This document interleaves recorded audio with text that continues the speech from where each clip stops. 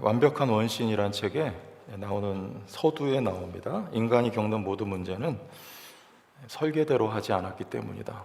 참 성경적입니다. 이 성경에 관련된 책은 아닙니다.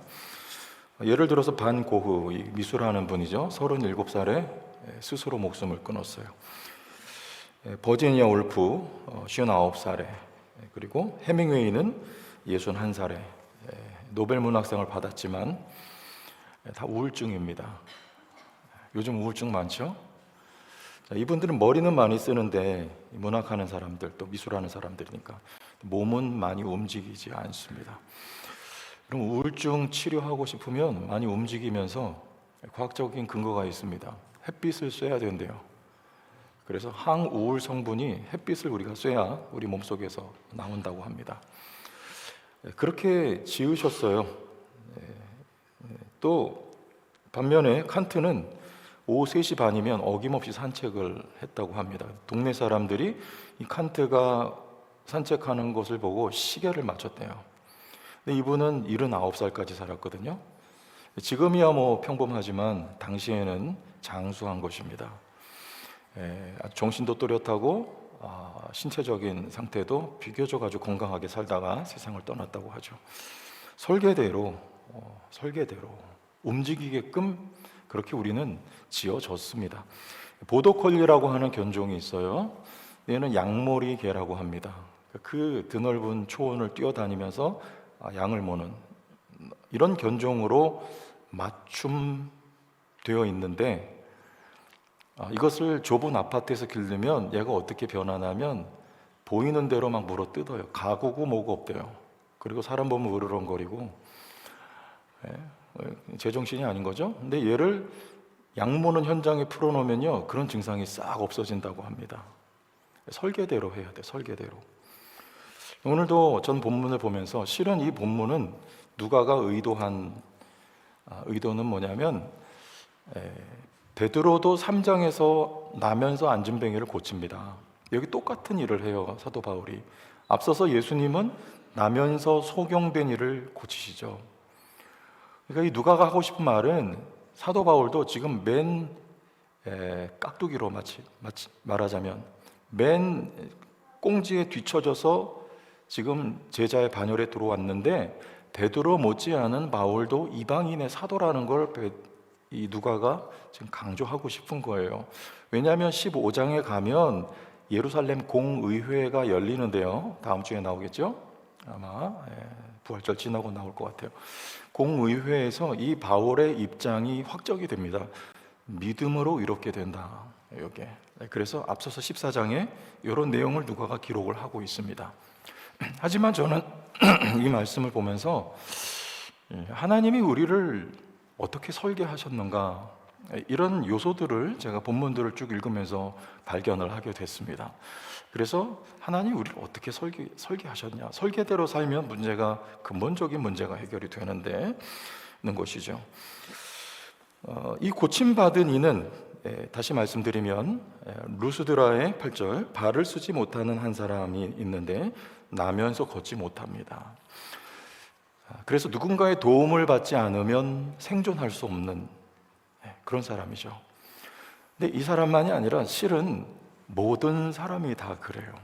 누구의 도움을 받지 않으면 안 되나, 하나님의 도움을 받지 않으면 안 되게끔 설계된 게 바로 인간이에요.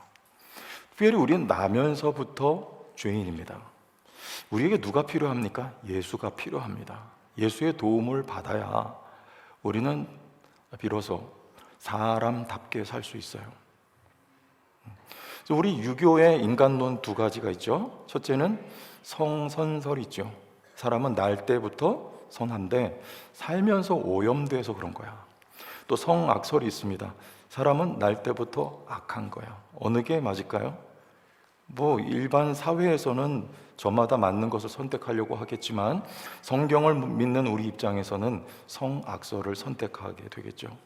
사람은요, 날 때부터 악합니다. 그래서 우리에게는 예수님의 도움이 없이는 안 됩니다.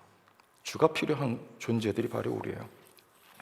하나님은 인간을 지으실 때 토기장이가 되셨습니다. 그래서 진흙으로 진 이겨서 사람을 창조하셨습니다. 누가요?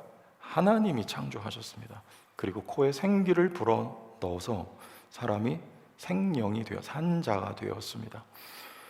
하나님으로부터 다 받아서 하나님이 지어서 우리는 하나님을 의지하고 살게끔 하나님이 인간을 설계하셨습니다. 하나님이 없으면 인간은 의미가 없는 그런 삶을 살게 됩니다.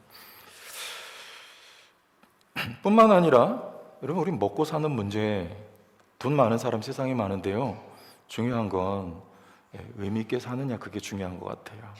정말 보람되게 사느냐. 많이 가졌어도 여러분 삶의 회의를 느끼는 이가 한둘이 아닙니다.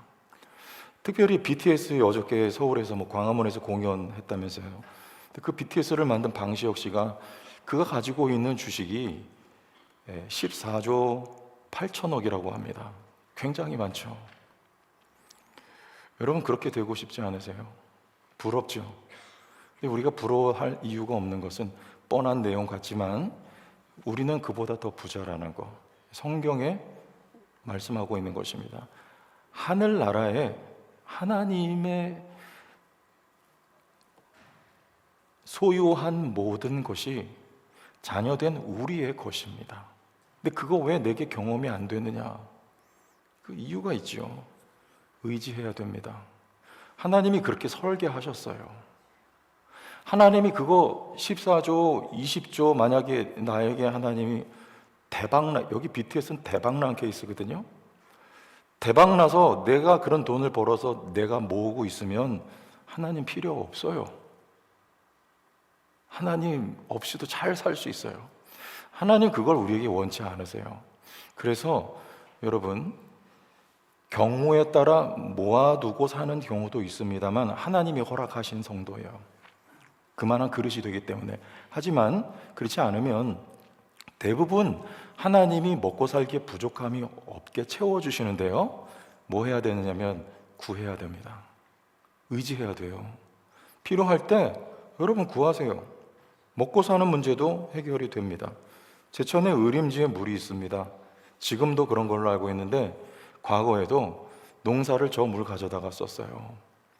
여러분, 이스라엘 백성들이 농사 져야 되는데 물이 없답니다. 적과 꿀이 흐르는 땅이래요. 그런데 왜 물이 없습니까? 하늘에 있습니다. 여러분, 우리 이야기예요. 하늘에서 이스라엘 백성들이 기도하면 하나님이 비를 주세요. 이른 비, 늦은 비, 부족함이 없게 해주십니다. 근데 이스라엘 백성들이 하나님 심기를 건드리면 하나님은 이 백성 사랑하시고 뭔가를 이들에게 기대하시는데 얘네들이 하나님 앞에 나와 예배하지 않고 바알 아세라 앞에 가서 예배하면 하늘문을 닫아요. 뭐 하라는 뜻입니까? 내게 돌아와 나를 의지하라고. 그래서 3년 반 동안 비가 오지 않죠. 그때 엘리야가 기도합니다. 하나님이 하늘문을 여시고 비를 부어주셔요. 여러분, 우리에게 지금 당장 쓸 것이 없는 성도도 있을 수 있습니다. 그러나 하나님은 여러분 결코, 여러분 위가 얼마나입니까? 위가 얼마네요? 딱 요 주먹만 하대요. 하나님은 요 주먹만한 위를 비게 하시지 않습니다. 채워주십니다. 여러분 살아가는 동안에 기도하고 구하고 설계대로 하나님을 의지하세요. 하나님의 여러분의 쓸 것을 나누고 베풀 것까지도 하나님이 주신답니다. 여러분 모든 것이 하나님께 다 있어요. 하나님 의지하라고 하나님께서 그렇게 일하시는 거예요. 어떤 목사님이 저한테 그런 대화 중에 질문을 했습니다. 목사님, 돈 가지고 하나님 앞에 기도하는 게 맞습니까? 아니, 서로 목회자 처지인데 뭘 물어보고 그러는지 모르겠어요. 뭐 그게 이제 그런 뜻이죠. 이제 본인 생각할 때는 그건 이제 돈 그런 건 기도하는 게 옳지 않다. 뭐 이런 말을 하고 싶은 거예요. 저한테 그런 대답이 듣고 싶은 거예요. 근데 저는 말을 안 했어요. 왜냐하면 뭐 목사님 앞에서 제가 무슨 뭐 문자 쓸 일 있습니까? 그냥 말았는데 제 속마음은 그래요. 제 딸이 저한테 돈을 달라고 하죠. 근데 얘가 많이 달라고 요구하지 않아요. 2,000원 달라 그래요. 그러면 제 마음은요, 참 나를 뭘로 보고 지금 2천 원 달라 그러냐? 무슨 뭐 그런데 여러분, 마음이 좋을까요, 안 좋을까요? 표정이 안 좋으신 거 보니까 안 좋구나. 좋더라니까요. 한 20억 달라 그러면 제가 마음이 변할지 모르겠는데, 내가 네 아버지야. 네가 원하는 거 아버지가 다 해줄 수 있어. 여러분, 이런 마음인 것 같아요. 그리고 좋아요. 2천 원 아니라 그보다 더 많이 보내줘요. 여러분, 우리 하나님 앞에 돈 구할 때 하나님이 여러분 싫어하실까요? 하나님 여러분 아버지 아니에요? 하나님 구하면 하나님이 흐뭇해 하실 거예요. 의지하라고, 달라고. 여러분, 돈 달라고 하는 거 그 저급한 신앙 아니에요. 이해되십니까? 믿으세요?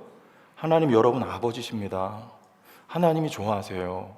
그리고 필요한 것 이상 여러분에게 때에 맞게 주십니다. 때로 3년 6개월 경험할 수 있어요. 그 시간 동안 이스라엘 백성 하나님이 가르치십니다. 내가 네 아버지니까 엄한 데 가서 구하지 말고 나한테 와서 기도하라고. 그 가르쳐 놓고 바알과 아세라 척결해 놓고 엘리야가 기도할 때 하나님이 하늘문 여시고 소나기를 통해서 비를 부어주시는 하나님 아버지십니다. 여러분, 어떤 겁니까? 하나님이 우리를 어떻게 설계하셨어요? 하나님 의지하라고, 하나님 구하고 찾으라고. 하나님이 그렇게 설계하셨습니다. 여러분 인생 설계대로 살아가실 축복합니다. 문제가 생기지 않아요. 대표적인 예가 여러분 조지 뮬러 아니겠어요? 여러분 너무나 유명한 분이죠. 고아를 생애 동안에 10,000명을 길렀습니다. 어떻게 그들을 다 먹일 수 있었어요? 정부 보조 안 받았대요. 누군가에게 아쉬운 소리 안 했답니다. 근데 조지 뮬러 얘기할 때 기도를 몇만 번 응답받았다고 합니까? 5만 번 기도 응답받은 사람 조지 뮬러예요. 하나님 앞에 구했어요. 하나님이 주셨어요. 기적을 맛보게 해주셨습니다.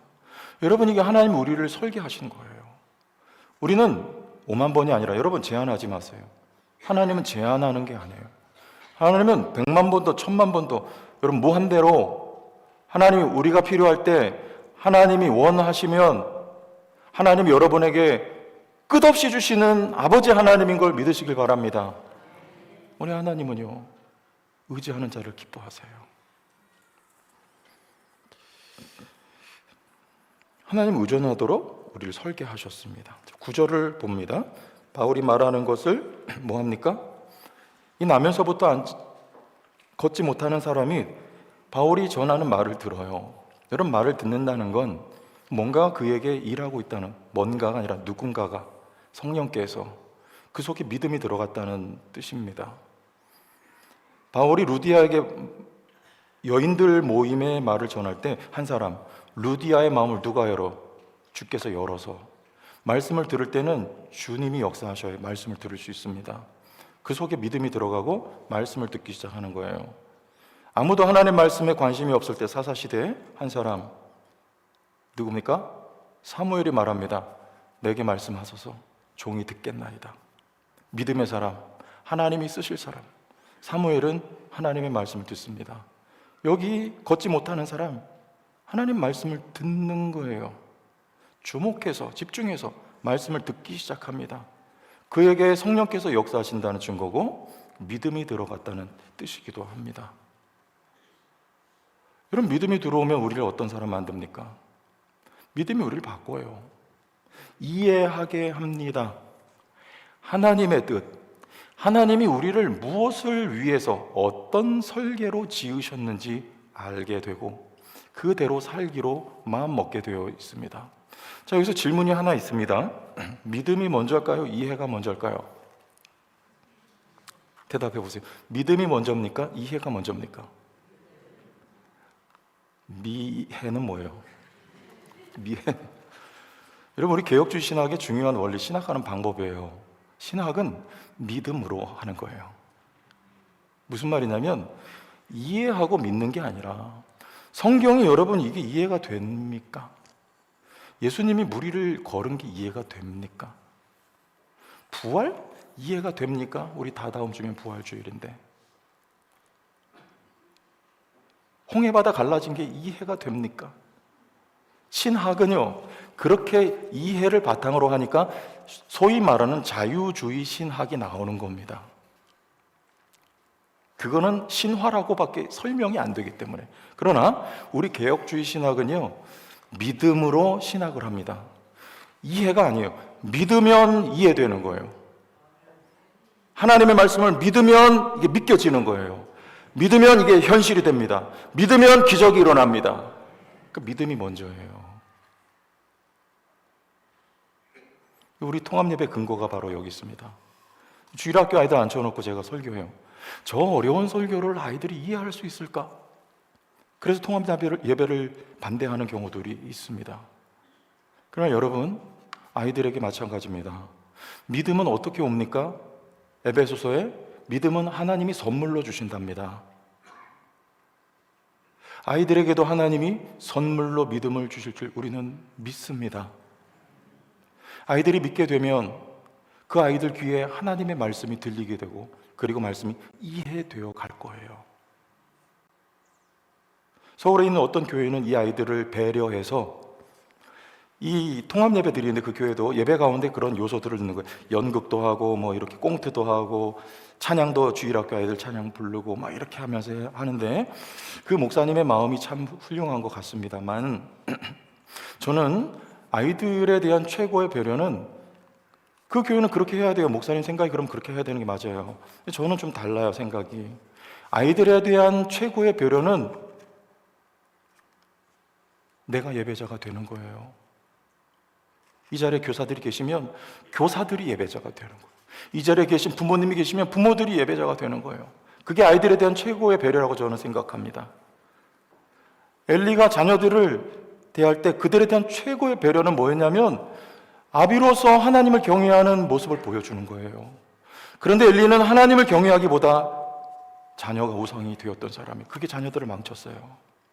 이 자리에 예배하는 우리 장년들이, 어른들이 아이들 앉혀놓고 하나님을 예배할 때 집중하며 찬송 뜨겁게 하며 간절히 기도하며 말씀을 주의 깊게 듣는다면, 여러분, 그 아이들이 보고 배울 거예요. 영향을 받을 거예요. 그리고 때가 되면 하나님이 그들이 믿음 주시고 이해되게 하실 줄 저는 믿습니다. 통합 예배 가운데 아이들이 누릴 수 있는 유익이 큰 거예요. 동년배끼리 무슨 영향을 주고받겠어요? 그렇게 아이고 어른이고 하나님이 믿음 주시고, 그 믿음 가운데 하나님이 우리 인간을 어떻게 설계하셨으며 우리가 어떻게 살아가기를 원하시는지 우리가 믿음을 갖고 이해하며 자라갈 수 있게 하나님이 역사하실 것입니다. 믿음은 하나님의 선물이에요. 지난주에 새 가족 신방을 했는데요, 이분 그런 이야기를 해요. 처음엔 도망 다녔는데 우리 교회 권사님 한 분의 이제 전도로 교회를 어떤 사연이 있고 나오게 됐습니다. 근데 이해가 잘 안 되는 거예요. 목사님 설교도 어렵고, 근데 뭐냐면 마음이 교회 가고 싶다. 그리고 나 이거 성경 갖고 싶다. 예배가 사모된다. 그래서 교회 처음 나오고 지금까지 예배 한 번 안 빠졌답니다. 놀라운 것 같아요. 수요 예배, 주일 저녁 예배 제가 보니까 계속 나와요. 무엇이 들어간 겁니까? 믿음이 들어가요. 그리고 목사님 설교가 조금씩 이해가 되기 시작한다는 거예요. 믿고 나서 여러분 이해가 되고, 이해가 되면 하나님이 깨달아지고 하나님이 나의 삶에 뭘 원하시며 내가 어떻게 살아가야 할지를 알도록 믿음이 들어가서 그 믿음이 역사합니다. 10절 보겠습니다. 큰 소리로 이르되 내 발로 바로 일어서라 하니 그 사람이 일어나 걷는지라. 바울이 말합니다. 이 사람에게 내 발로 일어나 걸어라. 그러나 이 사람 발은 지금 상태가 어때요? 앉아 있어요. 걷지 못합니다. 믿음이 그 속에 있지만, 여러분 속에 믿음이 있지만 현실은 변하지 않을 수 있어요. 아직 발이 꼬여 있습니다. 묶여 있어요. 못 걷습니다. 그러나 바울은 말합니다. 내 발로 일어나 걸어라. 전 여러분에게 부탁드립니다. 여러분 삶을 여러분 믿음으로 일으키시기를 바랍니다. 삶이 변하지 않았어도, 여전히 문제가 많아도, 여전히 속 썩이는 거리가 있어도, 여러분 그 일그러진 삶을 필 수 있는 능력이 여러분 속에 있단 말입니다. 그 믿음이에요. 저항하세요. 거룩한 싸움을 싸우세요. 물러서지 마세요. 정복해야 돼요. 여러분 인생을 지배해야 됩니다. 믿음으로 말입니다. 말씀으로 말입니다. 예수 만나기 전에 구겨진 삶이었다면 이제 믿음으로 펴져야 돼요. 여러분 속에 이 능력이 있습니다. 내 발로 일어서라. 일어서요. 펴집니다. 오늘도 여러분 삶에 이 역사가 있을 줄 믿습니다. 가족들 위해 기도하는데 꼼짝도 안 한다. 꼼짝도 안 한다. 그러나 물러서면 안 됩니다. 이 믿음을 유지해야 돼요. 물러서지 마세요. 어떤 문제가 있는데 해결이 안 된다. 그러나 나는 해결됐다고 믿어야 되는 거예요. 할렐루야. 믿습니까? 여러분 일어서야 돼요. 그때 한 가지만 기억하십시오. 설계를 하나님이 이렇게 설계하셨어요. 믿음이 약할 때 때로 하나님이 먼저 환경을 바꿀 때가 있습니다. 홍해바다입니다. 먼저 갈라지고 건너가는 거예요. 그러나 하나님이 우리에게 정말 원하시는 것은 아직 여전히 기세등등 도도하게 물결이 흐르고 있는데 거기를 들어가는 거예요. 그게 요단강입니다. 그때 한 가지, 제사장들이 맨 앞에 어깨에 언약궤, 법궤, 하나님의 말씀이 담긴 것을, 약속이 담긴 것을 메고 그리고 들어갑니다. 여러분 이 원리, 이 대형을 유지하고 가나안 땅에 들어가면 가장 중요한 거예요. 그러면 여리고 성이 무너지고 가나안 땅을 정복하게 되는 거예요. 여호수아에게 하나님 이런 말씀하셨어요. 1장 8절 다 같이 봅니다. 시작. 이 율법책을 내 입에서 떠나게 주야로 그것을 묵상하여 그 안에 기록된 대로 다 지켜 행하라. 그리하면 내 길이 평탄하게 될 것이며 내가 형통하리. 여기서 다 지켜 행하라, 이게 먼저가 아니고요, 묵상하라, 이게 먼저예요. 하나님 의지하는 거예요. 제사장들이 맨 앞에 서서 가는 거, 하나님이 앞장서서 가소서, 하나님이 척결하소서, 하나님이 물길을 여소서 뒤에 따라가요. 우리는 하나님만을 의지하며 하나님만을 소망하며 바라봅니다. 하나님을 쫓아갑니다. 여러분 이 믿음, 한 가지, 하나님 의지하는 거예요. 말씀을 묵상하는 거, 하나님 의지하는 거예요. 여러분 제가 뒤로 물러서지 말라고 부탁을 드렸습니다. 근거가 있어야죠. 우리 가족이 구원을 받기 원합니다. 그러나 말씀에 예수를 믿으라, 그리하면 너와 내 집이 구원을 받으리라 약속하셨으니 하나님 이 약속을 이루소서. 근거를 가지고 여러분 물러서지 마십시오. 그래서 주야로 말씀을 묵상하는 거예요. 내 입에 율법책이 떠나지 않도록 묵상하라는 것입니다. 그러면 말씀이 힘이 되고 말씀이 성취돼요. 어릴 때 껌 씹다가 떼서 책상 밑에 붙여놓고 마르면 그거 떼서 또 씹어요. 그런 적이 없는 것 같은 표정을 짓고 계시는. 그런데 여러분 또 그거 씹으면 어때요? 신기해요. 단맛이 또 나와요. 하나님 말씀이 그런 거예요. 되새김질하는 거예요. 또 씹는 거예요. 여러분 꿀송이처럼 단 하나님의 말씀, 여러분 영혼의 양식입니까? 그 말씀 묵상하세요. 묵상하세요. 여러분 안에 담으세요. 그리고 품으세요. 그 말씀이 여러분 삶의 결실로 나타날 것입니다. 하나님 의지하라는 말입니다. 하나님 의지하며 살게끔 하나님이 우리를 설계하셨습니다. 그 믿음을 위해서 하나님 우리에게 두 가지를 경험하게 하시는데요, 첫째가 여기 나면서부터 안진뱅이 된 사람처럼 내 힘으로 해결할 수 없는 일들을 때로 만나게 하십니다. 마치 야곱이 야복 강가에서 형 에서를 앞에 두고 내 힘으로 해결할 수 없어서 하나님을 의지할 수밖에 없을 때 그는 이스라엘이 돼요. 약합니다. 환도뼈가 으스러집니다. 그러나 그때가 가장 강할 때가 돼요. 이게 바로 이스라엘입니다. 여러분 약합니까? 여러분 스스로 해결할 수 없는 문제 앞에 놓여 있습니까? 그게 바로 이스라엘이에요. 이스라엘이 되는 첫 관문이에요. 그래서 야곱처럼 그 밤에 하나님을 붙들고 놓지 않았던 야곱처럼 여러분들 하나님을 부여잡고 의지하는 이스라엘의 정체성을 확보하시기를 주의 이름으로 축원합니다. 그럼 여러분의 강함이 경험되는 거예요. 에서가 물처럼 그 마음이 녹습니다. 하나님이 우리를 이렇게 살도록 설계하셨습니다. 내가 해결할 수 없는 어려운 일들 만날 때. 두 번째 16절로 쭉 가봅니다. 16절 다 같이 읽읍시다. 시작. 하나님이 지나간 세대에는 모든 민족으로 자기들의 길들을 가게 뭐 하셨습니까?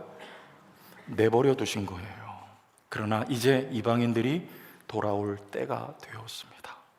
어둠 속 칠흑 같은 그 속을 살아가면서 인생의 허무함을 느끼고, 그럼 내 맘대로 살 때 그런 경험들 없으세요? 그때 좀 붙드셨다면, 그때 좀 막으셨다면, 내가 그런 죄 안 지었을 텐데, 내가 그런 고난 안 받았을 텐데. 그러나 하나님이 방임하셨습니까? 하나님이 내버려 두셨습니까? 돌아오게. 내가 좋아하고 내가 사모하던 그것을 붙들었는데 끝은 뭐냐면 허무함입니다. 아픔입니다. 그리고 돌아오게 하나님이 때로 우리를 방임하십니다. 그때라도 돌아와서 하나님을 의지한 채 하나님이 설계하신 대로, 우리를 지으신 대로 다시 살아 이스라엘로 그 축복을 경험할 수 있도록 여러분을 사랑하시는 하나님, 설계도대로 우리를 다시 회복시키시고 그리스도 안에 새로운 피조물로 세워주시는 하나님의 속 깊은 뜻을 여러분 오늘 말씀을 통해 조금 이해하시게 되기를 소망합니다. 그래서 오늘 바울은 이런 말을 합니다. 마지막입니다. 우리 23절로 쭉 내려가 볼게요. 23절. 각 교회에서 장로들을 택하여 금식 기도하며 그들이 믿는 주께 그들을 뭐합니까? 위탁하고. 이 그들은 누구냐면 바울이 지금 첫 번째 순회 선교를 하면서 세운 교회들 성도들입니다. 이제 바울이 첫 번째 선교를 마치고 앞으로 한 곳 더베라는 곳을 들렸다가 파송받았던 안디옥 교회로 이제 돌아갑니다. 그러면 세워진 이 많은 교회들은 어떻게 할 것이며 그 교회들 가운데 성도들은 어떻게 할 것인가? 그들이 핍박을 받을 수 있고, 왜? 자신이 핍박을 받았기 때문에. 그들이 어떤 거짓 교사들에 의해서 그들의 가르침을 받아들일 수도 있는데, 그러면 바울이 가르친 것이 모두 다 숙보로 돌아갈 수 있다는 염려를 할 수 있는데 실제로 염려가 되죠. 그러나 주께 교회를 뭐합니까? 위탁, 맡기는 거예요. 무슨 말입니까? 교회는 누구 거예요? 바울이 했던 사역은 누구 사역입니까?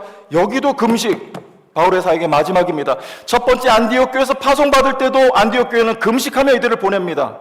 이 바울의 사역은 바울의 사역이 아니라는 말입니다. 이것은 하나님의 사역이며 예수님의 사역인데 바울을 불러서, 바나바를 불러서 그 일을 맡겨주신 거예요. 주님 거예요. 교회는 주님 거예요. 그 바울이 교회를 주님 손에 맡깁니다. 그 교회 안에 있는 그리스도인들은요, 여러분은 다 주님 것입니다. 바울이 그들을 목양한 것뿐이에요. 잠시. 주님 거. 주님이 책임지십니다. 여러분 자녀들을 주님 것이라고 고백하십니까? 믿습니까? 시인합니까? 맡기세요. 주님이 책임지십니다. 요즘 스마트폰 보면요, 자녀들 동선까지 다 파악할 수 있어요. 얘가 어디 갔는지. 어제 저희 아이도 서울 갔어요. 공사가 다 망해가지고. 좀 왔나? 밤늦게 할아버지네 집에 버스 타고 간대요. 그러니까 우리는 스마트폰으로 보고 동선 확인하는 거죠. 불안하니까. 그런데 여러분, 하나님 거예요. 여러분 자신도 하나님 것입니다. 저희 노예 목사님들이 이제 우리 교회에 대한 많은 태도가 바뀌었어요. 전에는 뭐 노예 가면 성도교회 뭐 이랬는데 지금은요, 최 목사님이 잘하는 거야. 잘안 같죠? 아니요, 전 잘하는 거 아무것도 없어요. 저는 한 가지만 확인합니다. 이 교회의 왕은 하나님이십니다. 이 교회의 머리는 예수 그리스도십니다. 이 교회는 하나님 소유입니다. 하나님이 책임지신 거예요. 저는 실력도 능력도 없어요. 실력도 능력도 소유주 되신 하나님께서 베푸실 것입니다. 제가 우리 교회 와서 잊혀지지 않은 꿈이 하나 있어요. 뭐 이것은 지극히 개인 주관적인 것이기 때문에 미리 양해를 구합니다만, 새벽에 제가 꿈을 잠깐 꿨는데 우리 교회와 관련된 꿈이에요. 서광이 막 비춰오는데 먹구름이 물러나는 그런 꿈을 꿨어요. 개인적인 거예요. 우리 교회 주인은 하나님이십니다. 하나님이 아름답게 하십니다. 여러분, 안심하세요. 믿으시길 축복합니다. 하나님 소유가 목적이 아니에요. 친교가 목적입니다. 여러분, 하나님이 지극히 사랑하신 하나님의 자녀들이며, 하나님 소유라는 말은 하나님의 자녀이며, 하나님은 우리가 아바 아버지라고 부르는 우리의 아버지 하나님이십니다. 그래서 아버지 하나님은 자녀인 우리가 하나님을 의지하고 살도록, 당신에게 너무 좋은 것들이 많은데 헛된 곳 가서 구하지 말고 내 앞에 와서 기도하고 구해. 내가 너에게 얼마든지 주며 내가 가진 이 축복, 이 복을 너희와 함께 나누기를 원한다는 아버지의 마음 가운데 우리를 창조하시되 그렇게 설계하시고 지으셨답니다. 그 뜻 가운데 여러분, 하나님 아버지 앞에 하나님이 지으신 대로 하나님 의지하시기를 축복합니다. 기도하시기를 바랍니다. 엘리야의 심령이 여러분의 심령이 되기를 바랍니다. 시작된 한 주간도 이 하나님의 은혜를 경험하는 승리하는 주가 되기를 주의 이름으로 축원합니다.